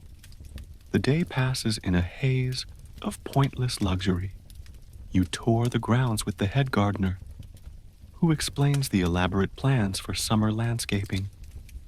Entire gardens of flowers that will bloom for a few weeks during your brief residence, then be replanted with new varieties as the season progresses.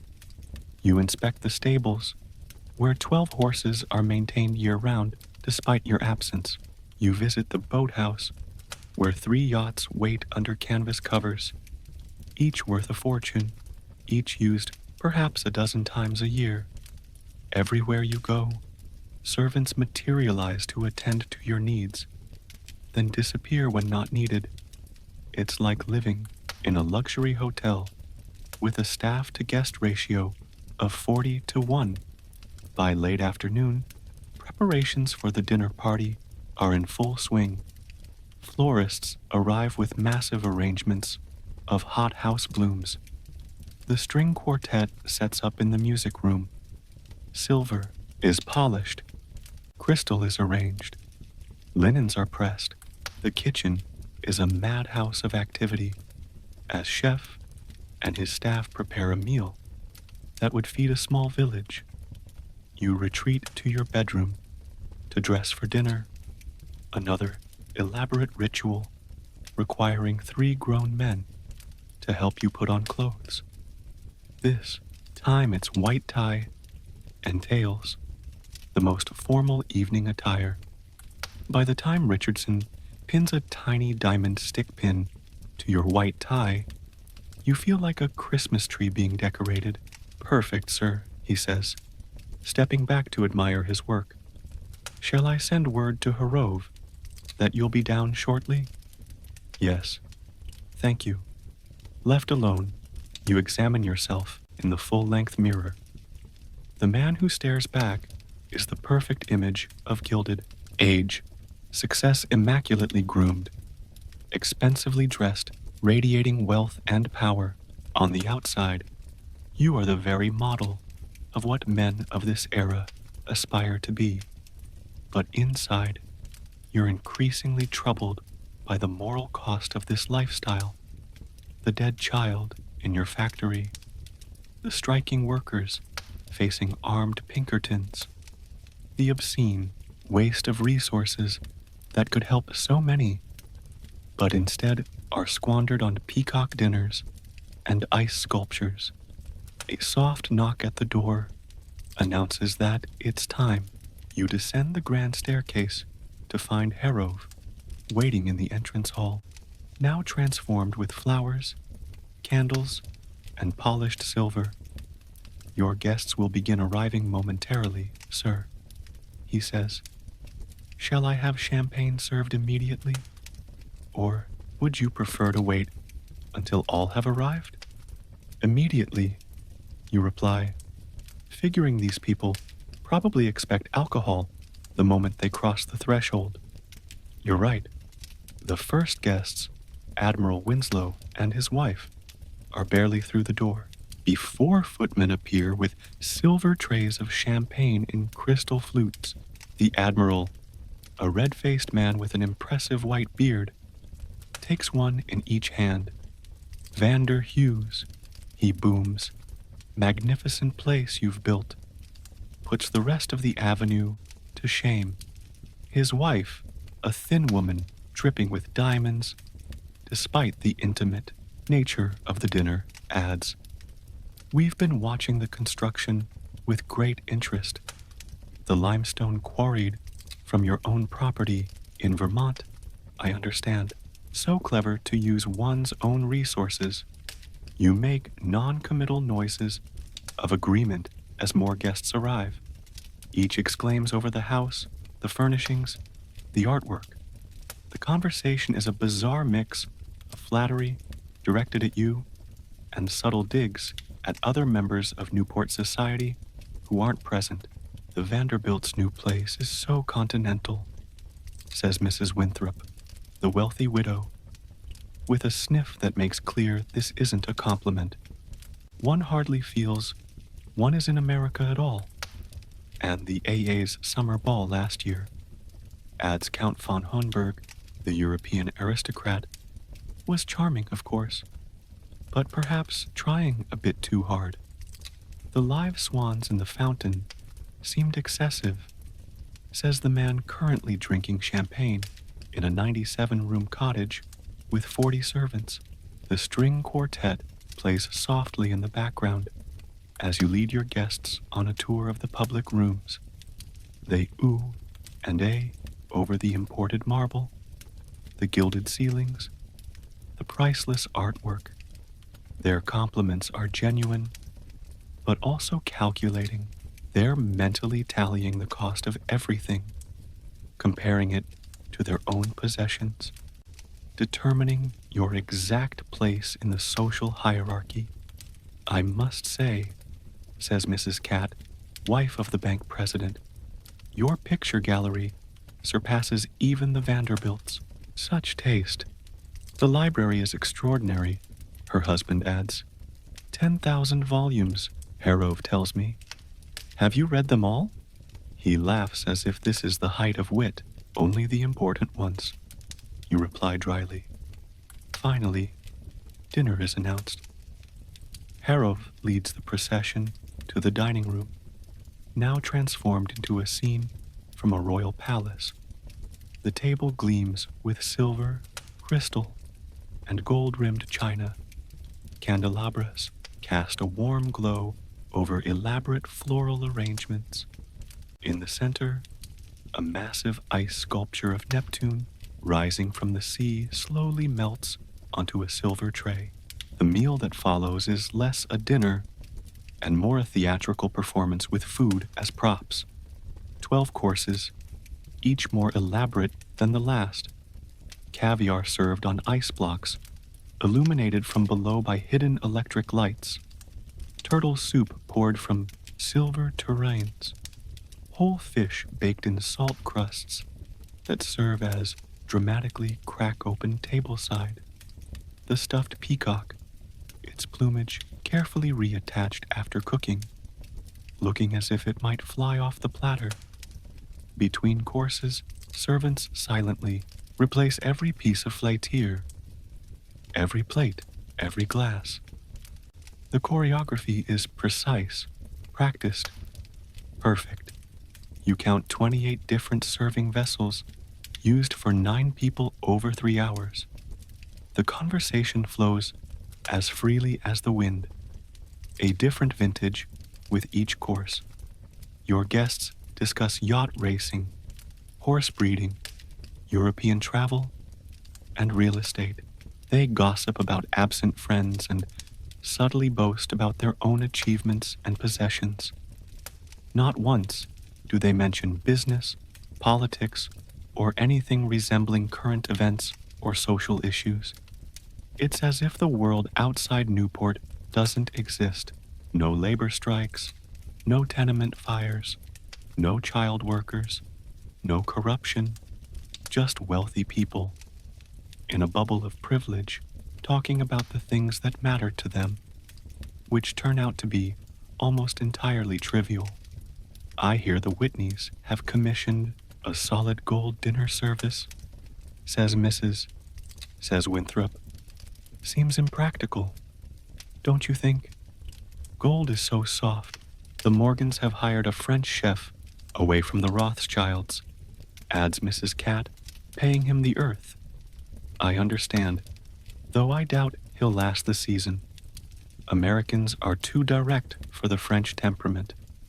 And on it goes, a stream of inconsequential chatter punctuated by the arrival of increasingly elaborate food that no one seems particularly interested in eating. Most plates return to the kitchen, barely touched. The meal is about display, not nourishment. By the time dessert arrives, an architectural wonder of spun, sugar, and sorbet. You're exhausted by the performance of it all. Every smile, every compliment, every gesture in this world is calculated.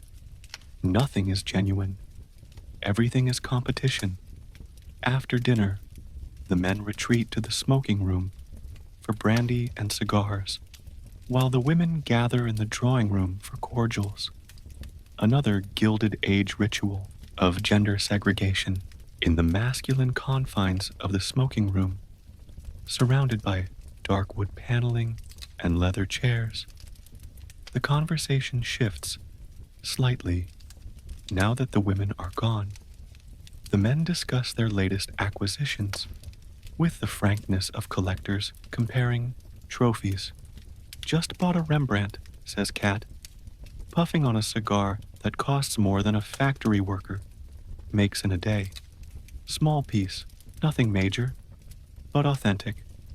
40,000. Oh, solid investment, nods the Admiral. Art always appreciates better than these new automobile contraptions Harrison is so keen on.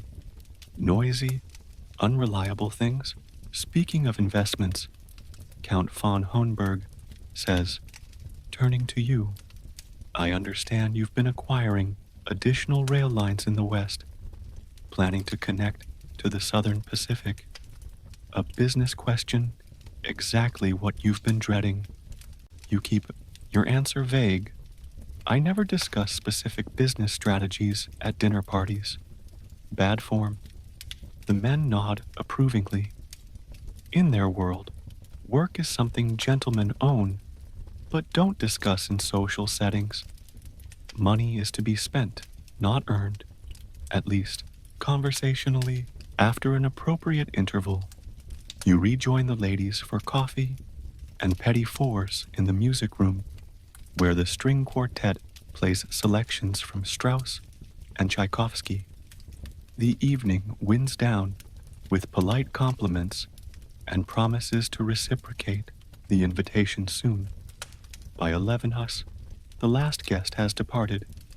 You stand in the entrance hall as Harrove closes the massive front door. "A successful evening, sir," he says. "The guests were most impressed." You look around at the wreckage of the party: wilting flowers, melted ice sculptures, dozens of servants already cleaning up the excessive waste of it all. For what? To impress 8 people who will host their own excessive dinners next week to impress you back.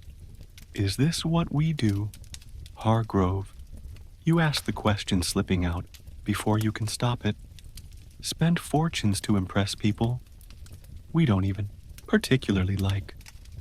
The butler's face remains professionally neutral, but his eyes register surprise at this philosophical turn. "I couldn't say, sir. I'm merely here to ensure it's done properly." Of course you sigh. "Good night, Harrove." "Good night, sir." You climb the grand staircase alone, passing priceless artwork that no one really sees, walking on carpets imported from Persia that will be replaced when they go out of fashion. At the top, you pause and look back at the entrance hall, now dark, except for a few strategically placed lamps to guide late-night wanderers. In the dim light, Breakwater Hall feels even more like a museum than a homere, carefully curated collection of expensive objects arranged to impress visitors rather than bring joy to inhabitants. A monument to conspicuous consumption that sits empty most of the year. Is this success? Is this happiness? The questions follow you to your cavernous bedroom, where Richardson waits to help you undress. The evening's performance isn't over yet. There's still the ritual of preparing for bed, removing each piece of evening wear, washing, donning silk pajamas, having your robe and slippers placed just so for the morning. When Richardson finally withdraws, you're left alone in a bedroom, bigger than most people's entire homes. Outside, the Atlantic crashes against the cliffs, a constant reminder of the real world that exists beyond these gilded walls. You think of the dead child in your factory, of the workers facing armed pinkins, of the families in tenements, while you maintain a 97-room cottage for 8 weeks of use per year. As you drift off to sleep under silk sheets and fur collets, you wonder if any amount of luxury is worth the moral cost of how it's obtained in the Gilded Age. Sleep doesn't come easily in Breakwater Hall. The wind off the Atlantic rattles the 100+ windows, creating an eerie symphony of drafts and creaks. The massive bed, for all its silk sheets and down pillows, feels empty and cold, and somewhere in the vast mansion, a clock chimes the hours with relentless precision, marking time in a way that feels almost accusatory. You wake around 2 in the morning, shivering despite the fur coverlets. The fire in the bedroom fireplace has died down to embers, casting just enough light to make the shadows more menacing. In your modern life, you'd simply adjust the thermostat. In 1895, you'd have to summon a servant to rebuild the fire. The thought of waking someone for such a menial task feels wrong, so you wrap yourself in a velvet dressing gown left conveniently on a nearby chair, and moved to the window. Outside, the winter moon casts a silver path across the black Atlantic. The view is spectacular, but the glass is cold against your fingertips, a reminder that even unlimited wealth can't fully insulate you from the elements. Soft knock at the door startles you. Yes, you call, wondering who else is awake at this hour. The door opens to reveal an elderly man in a simple dark suit, not one of your valets or footmen, but someone unfamiliar. "Forgive the intrusion, sir," he says in a Scottish accent. "I noticed your light under the door during my rounds. Are you unwell?" "Who are you?" you ask, realizing how little you know about the small army of people who maintain your lifestyle. "Dr. Macpherson, sir, your household physician." "Of course, you have a live-in doctor." "Why wouldn't I?" you reply. "I'm fine. Just having trouble sleeping." The doctor nods knowingly. "The sea takes some adjustment. Perhaps a sleeping draught would help. I have my bag with me." Before you can respond, he's already opening a worn leather medical bag and removing a small blue bottle. "Just a few drops in water," he says, measuring the liquid with practiced precision. "This will ensure restful sleep without the morning haziness of laudanum or chloral." You accept the glass, but hesitate. "What is it exactly?" Macpherson looks mildly surprised, as if patients don't usually question what they ingest. "A bromide compound with a touch of valerian. Quite safe, I assure you. I've been prescribing it for your digestive attacks for years." Digestive attacks. Apparently, your Gilded Age body carries health secrets the original owner hasn't shared. "Should I be concerned?" you ask cautiously. The doctor studies you.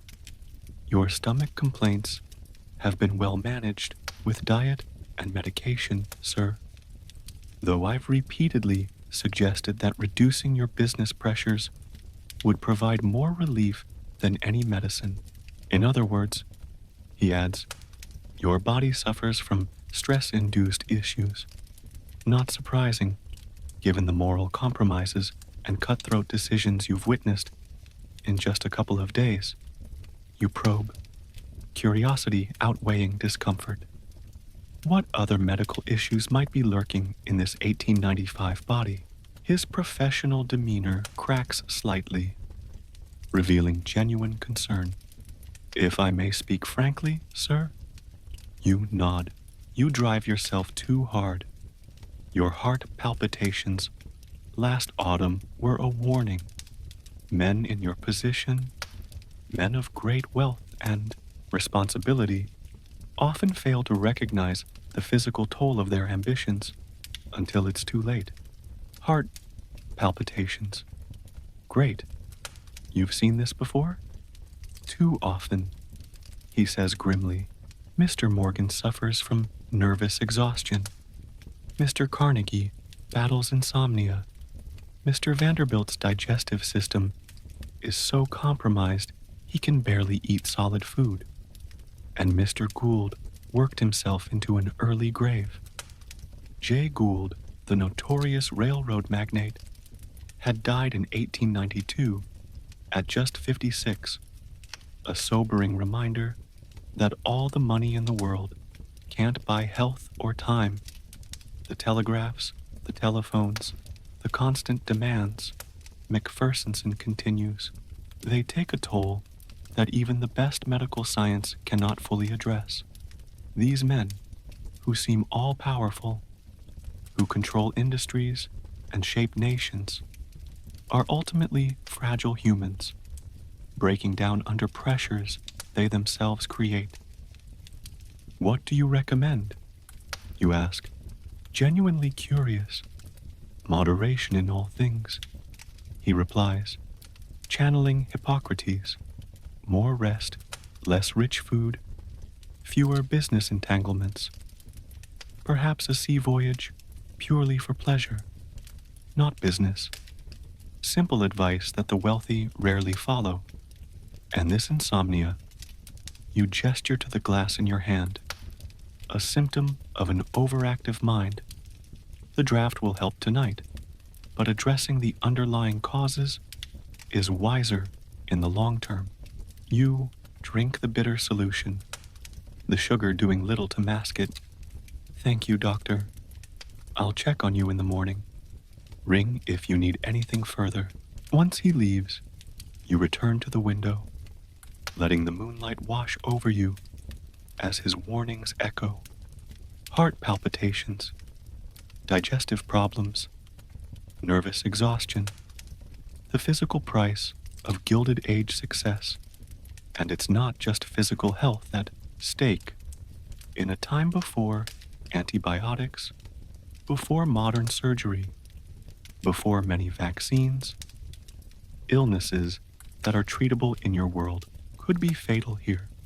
Even childbirth remains perilous for women of all social classes. Money provides some insulation, private doctors, cleaner living conditions, better food, but the rich are not immune. President Cleveland had secretly undergone cancer surgery on a yacht just 2 years earlier to hide his condition from the public. Even power and wealth cannot escape the limits of medical science in 1895. A wave of drowsiness washes over you as the sleeping draft takes effect. You make your way back to the massive bed, your limbs growing heavy. As you slide between silk sheets, thoughts of the nameless workers in your factories and mines intrude. If you, with all your wealth and a personal physician, face health challenges, what must their lives be like? No midnight house calls, no expensive medications, no options except hope or destitution. The thought follows you into uneasy dreams. Morning brings a telegram. Return to New York immediately. Stop. Situation at mill critical. Stop. Violence reported. Stop. Labor unrest has escalated. As you hurriedly dress, the 3 valets work with brisk efficiency, reporting the news. Workers at the Pittsburgh mill attempted to prevent replacement workers from entering. Richardson explains, while fastening your cufflinks, the Pinkertons opened fire. 3 dead, dozens wounded. The governor may call in the state militia. 3 lives lost over wages and safety. And you, in your Gilded Age guise, are ultimately responsible. Your private car awaits. As it speeds toward Newport Station, you pass a cemetery where a funeral is underway. Black carriages, plumed horses, uniformed pallbearers, mourners in expensive black, a massive casket. Death spares neither rich nor poor. But the rituals differ. The wealthy get marble monuments and pageantry. The poor, often nothing at all. The 3 mill workers probably won't even receive proper funerals. Inside your private rail car, you sift through telegrams and reports. The strike began over unsafe conditions, including the machinery that killed a 12-year-old boy. Management refused to negotiate, so the workers walked out. Your company called in Pinkerton agents to protect replacement workers. Violence erupted when strikers blocked the gates. A telegram from your son, Edward, interrupts the grim flow. Father, stop. Newspapers report trouble at mill. Stop. Are you well? Stop. A small, humanizing detail. You draft a quick response. All well. Stop. Situation being addressed. Stop. We'll visit soon.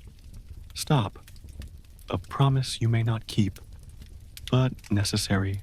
All the same, as the train speeds through the darkness toward Pittsburgh, you stand at the window, watching America roll past warm-lit towns, isolated farmhouses, factories glowing like infernos against the night. This is the real America of the Gilded Age, the world that creates wealth, hidden from the opulent mansions and private rail cars. Another knock at the door. A telegram from Pittsburgh. Situation deteriorating. Stop. Militia deployed. Stop. Factory. Gates under siege. Stop. Advised delaying arrival. Stop. Too late to turn back now. Evening falls, and you prepare for bed in the surprisingly comfortable sleeping compartment. Richardson helps you into silk pajamas and a monogrammed dressing gown. Will there be anything else, sir? He asks. Have you ever considered what it must be like to work in one of my factories?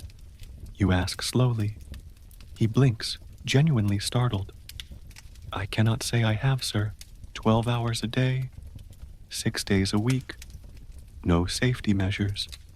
Children younger than 14, working alongside dangerous machinery for wages that barely cover food and shelter. Challenging, you repeat.